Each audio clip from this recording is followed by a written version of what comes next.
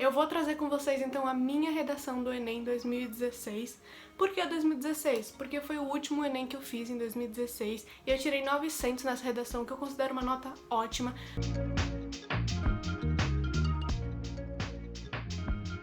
Pra você que já assistiu meus vídeos, deve saber que eu não almejo aqui ajudar vocês num termo de tipo só tirar 10. Eu não acho que só tirar 10 vai te fazer mais inteligente do que todo mundo. E 900 pra mim tá ótimo, de verdade tá ótimo, é uma nota incrível, além do que eu imaginava e do que eu esperava dentro do meu preparo. Pra quem não me conhece, então eu sou a Ana e esse canal fala sobre técnicas de estudo, qualquer abordagem que eu possa trazer pra ajudar vocês a serem melhores estudantes e melhores pessoas na vida. Bom, o que eu quero falar pra vocês também em extra sobre a minha vida é que eu já estudei letras, não terminei o curso, fiz apenas 2 anos, mas nesses tempos aí em que eu fazia isso, eu fui monitora no meu colégio de português, eu dei aula em cursinhos populares, fui plantonista, ajudei na parte de redação, na parte de português. Então, além de eu ter sido a estudante, eu já fui meio que por 2 anos a professora também. E vai ter vídeo só sobre dicas de redação, não se preocupem. Nesse aqui eu vou ler a minha redação 900 no Enem 2016. Beleza, qual foi o tema então de 2016 da redação? Foi intolerância religiosa. A primeira coisa que eu fiz, então, foi ler os textos base, claro. Eu escolhi os textos que eu queria usar, então, por exemplo, as informações importantes, principalmente as informações que tem porcentagem. Gente, o que tem porcentagem, ninguém vai falar, não, acho que não. Juro, o que tem porcentagem, ele te dá um empoderamento, assim, um poder no que você está falando. Então eu fazia isso, e junto do que o Enem mesmo tinha me dado e as informações que eu tinha escolhido pra colocar na minha redação, eu juntava com o meu repertório próprio ali naquele momento. Queria falar também que o título é a última coisa que eu fazia. Sim, eu gosto de fazer um título que não seja muito óbvio, entendeu? Eu acho que é legal porque a primeira coisa que o seu corretor vai ler é o seu título. Então se você coloca uma coisa muito óbvia, ele já vai meio que criar expectativas em cima do seu texto. Se você escreve um título que seja meio assim, não tenho certeza do que ele vai falar, o seu corretor vai ler com certo entusiasmo a mais, digamos assim, tá? Beleza, então vamos começar lendo a minha querida redação. Vamos lá! É de conhecimento popular brasileiro que a intolerância religiosa está presente. O Brasil carrega consigo um nascimento baseado em crenças católicas e, por isso, foi moldado de forma restrita. Consoante isso, mesmo sendo, por lei, reconhecido como Estado laico, o país passa por atos de desrespeito e de uma transição de pensamentos. Os jovens vêm desculturando raízes obsoletas e implantando a lei. Beleza, vocês entenderam então que aqui nesse comecinho o que eu fiz foi falar um geral.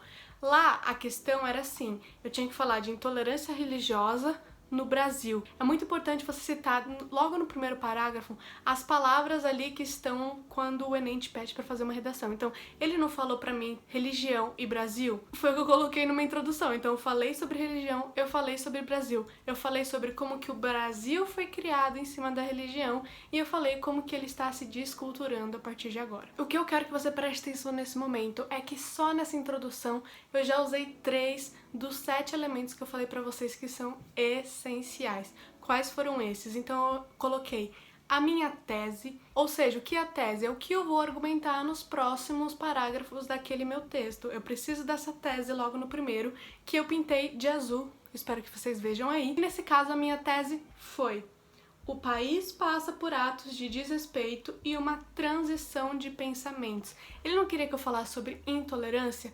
É o que eu estou colocando na minha tese, sobre desrespeito.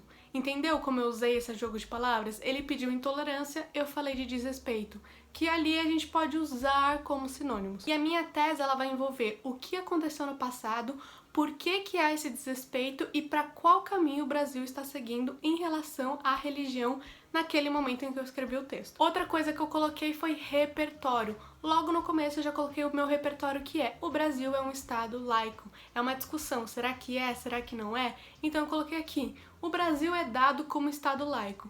Mas será que é mesmo? Vamos discutir nos próximos parágrafos. Então eu coloquei esse repertório para ser fundamento da minha tese naquele momento. E também coloquei aqui as obrigatoriedades. O que são as obrigatoriedades? São aquilo que vão deixar o seu texto coeso e coerente. Aqui nesse caso eu deixei ele coeso, como por exemplo, consoante isso. O que o consoante isso quer dizer? Que, dado que eu falei anteriormente na frase passada, tal coisa vai acontecer. E outra obrigatoriedade, lembra que eu falei que eu tenho que falar um pouco no meu primeiro parágrafo sobre o que eles me pediram? O que eu escrevi no meu parágrafo foi: o Brasil carrega consigo um nascimento baseado em crenças católicas. Desta forma, fala-se abertamente sobre o sincretismo religioso.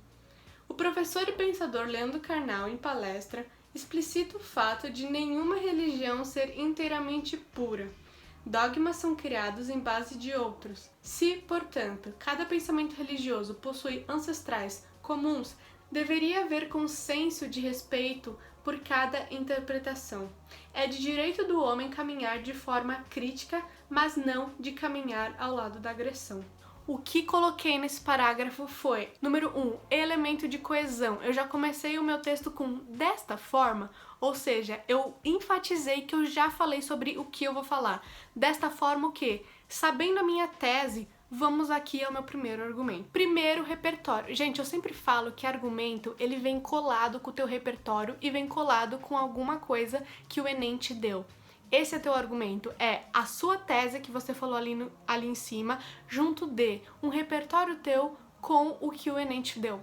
Qual foi o meu repertório aqui? Sincretismo religioso. Tá vendo que eu do nada soltei um sincretismo religioso que não havia falado antes? Isso dá muito ponto, gente, porque mostra que você sabe do que você tá falando, que você não tá só copiando ou parafraseando algumas coisas que o Enem te deu. Não, você tem autoridade em cima do seu argumento. E então, uma coisa muito importante que eu fiz no primeiro parágrafo foi retomada da minha tese. Eu joguei ali aquele meu argumento com aquele repertório que eu trouxe e logo fiz a retomada da minha tese lá em cima, que foi: se, portanto, cada pensamento religioso possui ancestrais comuns, deveria haver consenso de respeito por cada interpretação. É de direito do homem caminhar de forma crítica, mas não de caminhar ao lado da agressão. Tudo isso foi o meu argumento junto de retomada da minha tese. Fechei esse parágrafo. No Brasil, segundo a Secretaria de Direitos Humanos, 20% dos episódios de intolerância em 2013 envolveram violência física. Entretanto, esse número declina para 12% em julho de 2014. No Código Penal, o qual defende a liberdade de escolha religiosa, há a descrição do acréscimo à pena àquele cuja vítima é violentada. Porém, como afirma Papa João II, a violência apenas agride o que ela quer deter. Os jovens, mediante a aculturação proveniente da globalização, estão cada vez mais afastados dos moldes especulados anos atrás. Então aqui eu comecei a argumentar junto do quê? Junto de dados que eles me deram. Lembra que eu falei da porcentagem? Fica lindo falar de porcentagem. Eu estou enfatizando que é um problema. Enxerga meu argumento aí? Ele pediu para eu falar, tem intolerância? Não tem? Como que funciona? E eu estou enfatizando que sim, há intolerância. E se você ainda tem dúvidas, temos provas de que mais de 20%, entendeu? E aí eu vou construindo o meu argumento. E também eu tenho a primeira vez que eu coloco palavra-chave, que é outro elemento. Ela é aquele momento em que quando o seu corretor lê aquilo, vai dar o boom pra ele, do tipo, eu realmente sei o que eu estou argumentando, eu realmente sei me posicionar em relação a esse meu argumento, ou eu só estou enchendo linguiça no meio da minha redação. Isso é uma dica importante, gente. Quando você for argumentar na sua redação, não simplesmente tome seu lado como o lado certo, o lado que deveria ser o único lado certo, e exclui o resto. Como que você reafirma o seu argumento? Como você faz o seu argumento ficar ainda mais poderoso? Você mesmo contradizendo ele e falando, nem assim dá certo. Eu coloquei aqui que em 2013 estava tendo 20% de desrespeito, vamos dizer assim, de violência contra a intolerância religiosa. Aí eu falo que realmente um dado que ele me deu lá é que em 2014 diminuiu. Então eu falo, entretanto, isso é uma palavra-chave, entretanto, diminuiu em 2014. Mas mesmo assim não significa que não há. Por mais que tenha diminuído, isso continua de diversas formas. Aqui vocês podem ver que eu também coloquei outro repertório, então seria o meu segundo argumento com um segundo repertório, seria uma fala de Papa João II. Então ter citado um Papa falando sobre violência em relação a uma a um texto que era sobre intolerância religiosa, isso foi muito importante, com certeza, pra mim. E, de novo, quais são as últimas linhas do segundo e do terceiro parágrafo? Reafirmação da tese. O que eu falo aqui nesse terceiro parágrafo? Os jovens, mediante a aculturação proveniente da globalização, estão cada vez mais afastados dos moldes especulados anos atrás. Lembra que lá no começo eu falei sobre os jovens? O que eu falei ali no começo? Que o Brasil foi criado ali num berço em que era muito católico, jesuítas e tudo mais, essas histórias de história do Brasil, mas que hoje em dia não necessariamente isso estava acontecendo, porque nós jovens, nós temos mais poder de escolha, digamos assim.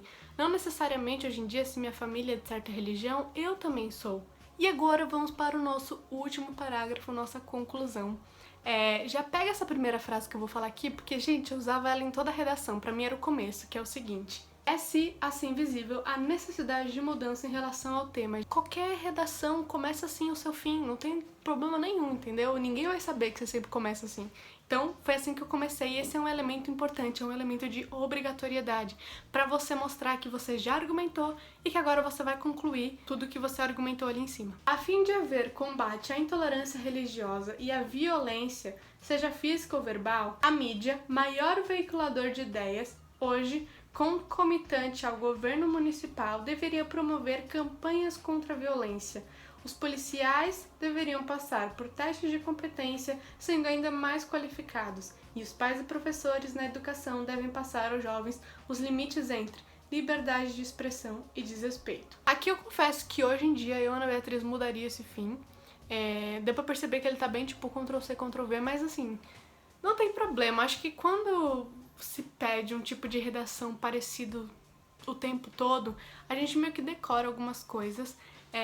Mas o que eu coloquei aqui foram o que, o quem e o como. Dado esse problema, quem pode resolver, como essa pessoa vai resolver e por qual meio ela vai resolver. Então o que eu falei aqui, por exemplo, a mídia, por ela ser um meio de veiculação muito grande no nosso país, ela poderia ajudar criando políticas. Então esse é o como? Criando certas campanhas na TV, então no meio de uma novela falar sobre isso, sobre intolerância religiosa, sobre não à violência.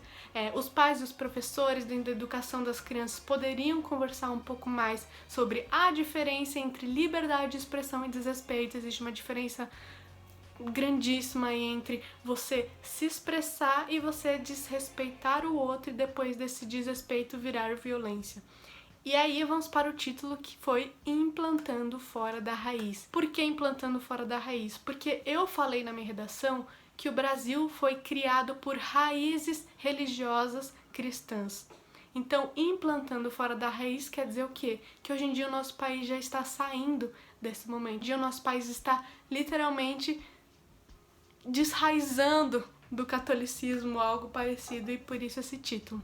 Bom, gente, espero que vocês tenham gostado do vídeo, eu realmente espero que tenha ajudado muito, muito vocês. Eu desejo a todos vocês que vão fazer o Enem esse ano, não só 2020, mas independente do ano que vocês estiverem vendo esse vídeo, eu estou torcendo demais pra você ir bem. Eu não falei aqui de questões de português, mas é muito importante você saber usar vírgula, você saber usar crase. Uma redação assim com português claro é muito importante. Espero que vocês tenham gostado do vídeo, espero que tenha ajudado e vejo vocês no próximo vídeo. E não esquece de se inscrever no canal, por favor, para ajudar a mim e a educação brasileira, que é o meu objetivo aqui. Então deixa o seu like nesse vídeo, não esquece, se inscreve no canal, porque vai me ajudar muito e vai ajudar o Brasil e outros estudantes. Então é isso, agora é sério, tchau!